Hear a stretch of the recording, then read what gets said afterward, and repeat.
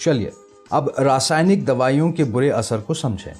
संकरों की लोकप्रियता के कारण फसल एवं किस्मों की विविधता खो गई है। आजकल सब दूर एक जैसी फसल ही देखी जा सकती है। यद्यपि उत्पादन ज्यादा है, फिर भी खाद्य पदार्थ की गुणवत्ता कम हुई है।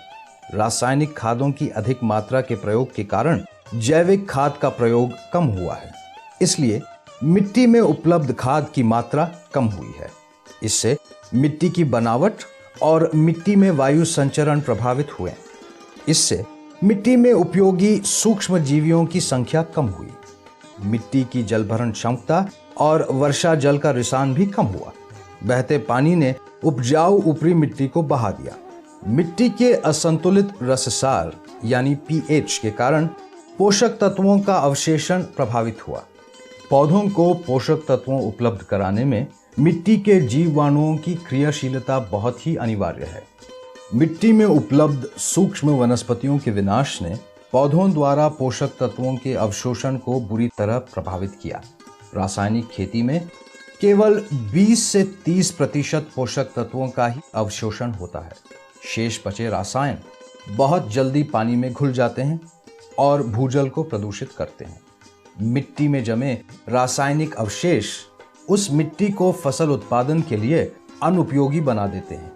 अत्यधिक सिंचाई से जमीन खारी एवं दलदली बन जाती है। जैविक पदार्थों की कमी और असंतुलित रासायनिक पोषण से सूक्ष्म पोषक तत्वों की कमी होती है।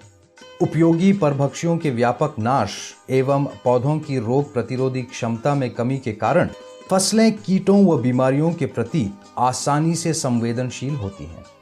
इसने रासायनिक कीटनाशकों के प्रयोग को दोबारा बढ़ावा दिया। फिर भी उत्पादकता वर्ष दर वर्ष कम होती रहती है। रासायनिक अवशेष जैसे नाइट्रेट, सल्फाइड और भारी धातुएं मिट्टी, पानी और फसलों में जमे रहते हैं।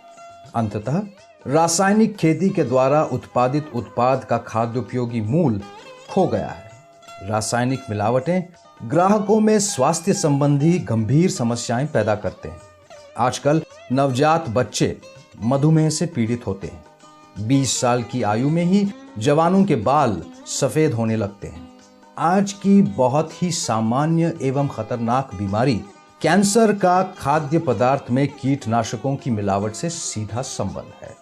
किसानों को संकर बीज, खाद और कीटनाशक दवाई बाहरी एजेंसियों से खरीदना पड़ता है। इसलिए उत्पादन की लागत भी बहुत बढ़ी। खेती से मुनाफा केवल मिथ्या हो गई। किसानों की खुदकुशी का यही मुख्य कारण है। किसानों की युवा पीढ़ी खेती को न अपनाकर शहर में नौकरी की तलाश कर रहे हैं। सरकार इस समस्या के असली कारण पर ध्यान देने के बजाय ऋण पैकेज घोषित करती है। अगर यह स्थिति जारी रही तो गरीब भूख से तड़पकर मर जाएंगे। इस जटिल समस्या का एकमात्र समाधान टिकाऊ खेती है। दिशा तो बहुत ही स्पष्ट है, लेकिन लक्ष्य तक पहुंचना आसान नहीं। फिर भी इस पृथ्वी के 70